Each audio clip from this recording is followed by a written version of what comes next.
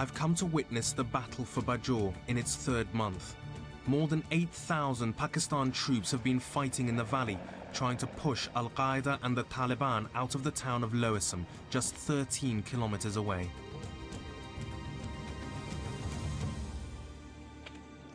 A walk outside the fort is a walk through a ghost town.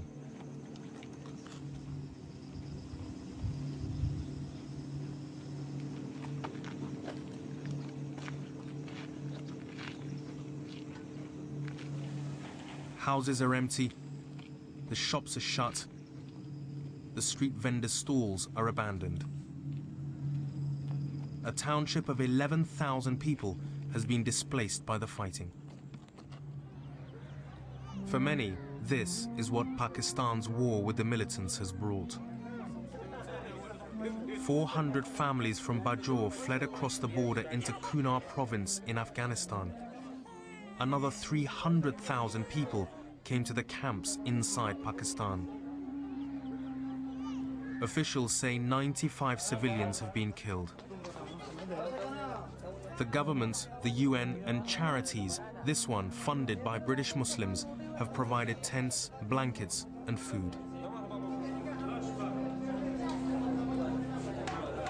This is for your family? For the 12 person, our family. 12 people? 12 people. Just this and that? Yes, there. These are all refugees from Bajour. Nurzada is a teacher from the militant-controlled town of Loasam. When the war started, I was teaching. It was 12:30. When I came out, I could hear the army firing. Then the militants came, and they fired face to face. I got into the car and rushed home.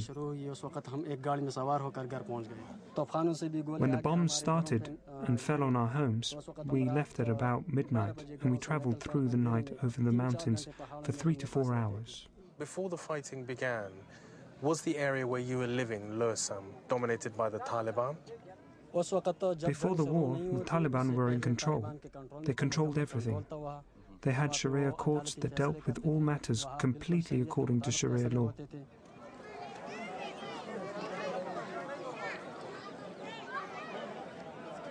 This is just one camp. Some refugees have gone to the cities. Visiting another camp an hour away, I find local families are helping from their own private resources. Umar Khan is one of them. He's been here every day with food provided by his mother and aunt. Islam teaches us that all Muslims are brothers. Yeah. So the main reason why we are helping these people is that they are like our brother, like our family, and these are the poor people, nobody will help them. My mother and my aunt, they are just helping them by just taking funds from their families. Right. I feel very bad for these people because they have nothing to do with these all cases like, you know, and terrorism terrorism, and you can see these all people, they got nothing. They didn't even got a single penny to buy food for themselves. And none of them know when they'll be able to go home.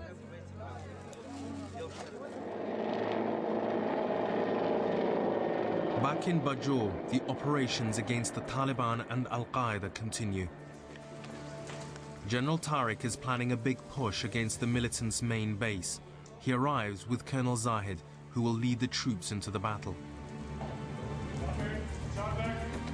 Before the operation begins, the general rallies his troops with a reminder of how the Taliban have hijacked Islam. सिलसिला ये है कि इन्होंने एक नया किस्म का इस्लाम शुरू किया हुआ। इस्लाम ने हक नहीं दिया कि किसी पर उंगली उठाए और बोले कि तुम अच्छे मुसलमान हो या बुरे मुसलमान। लिहाजा ये कौन है ये लोग जो सर्टिफिकेट दे रहे हैं एक दूसरे को कि तुम शहीद हो जाओगे और तुम अच्छे मुसलमान हो, दूसरे लोग उनसे बुरे मुसलमान हैं। ये तो इस्लाम है कि है। और इससे पाकिस्तान को बचाना है। इन्फेंट्री का रोल क्या है? Close with and destroy through skilful fire power and manoeuvre. है कि नहीं है? Close with and destroy. ठीक है ना, उसको जाकर पकड़ना गले से और उसको वहां से बाहर निकालना अपने मुंह से। कर सकते हो कि नहीं कर सकते? बहुत यार तुम लोगों का मोरल डाउन है। तो अभी तैयार हैं आप लोग? तो इनको बता दूं कि आ रहे हैं 63 FF आ रही है।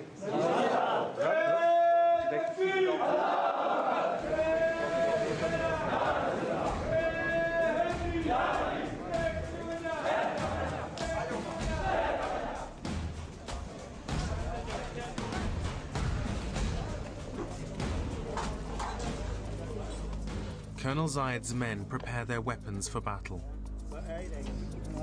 From the security of the fort, their first objective might sound straightforward. The men have to take another mud-walled compound.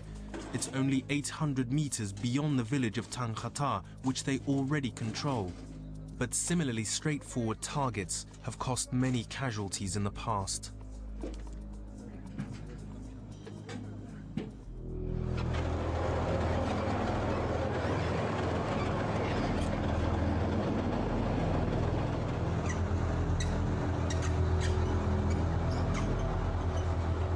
It's just before dawn and the main battle tanks have begun moving towards the front line, and this suggests that this is the main military push by the Pakistani army against the militants here in Bajol.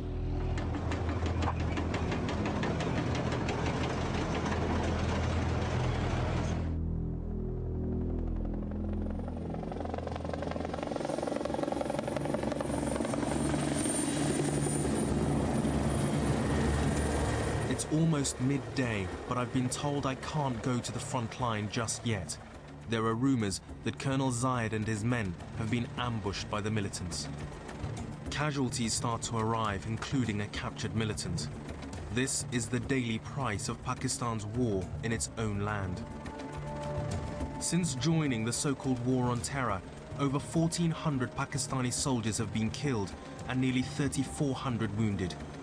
The Bajor campaign is a powerful answer to anyone doubting Pakistan's commitment to this war.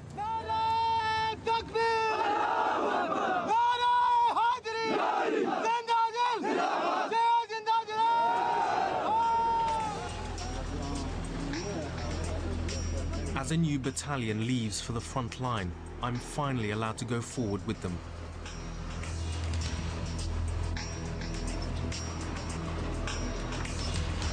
Watching the men going into attack, I wonder what the day will bring for them and whether all of them will make it back. Suddenly, tanks come charging down the road from the front line.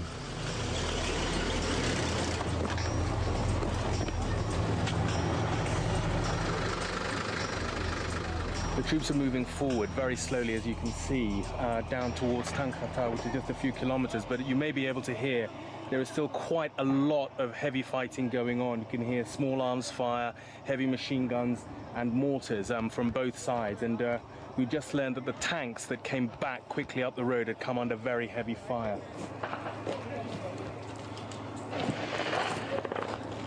As the firing gets closer, the soldiers pull back.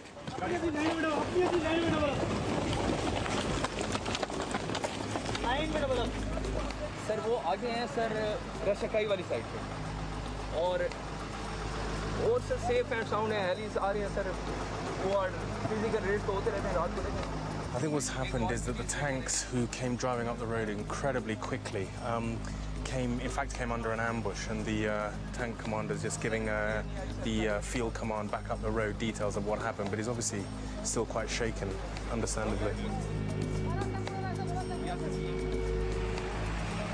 Suddenly the situation has changed. It seems that the Taliban have counterattacked. The orders are to retreat to base.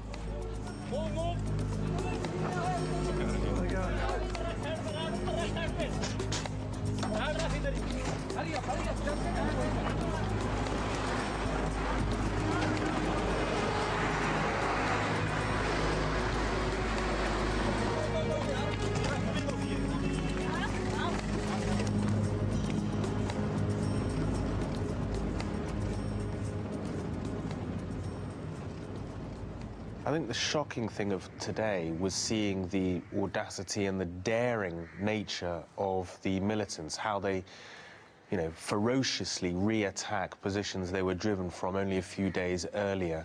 And as a result of their hit-and-run tactics that we saw for ourselves, 2 Pakistani soldiers are dead, 7 are wounded, one of them critically.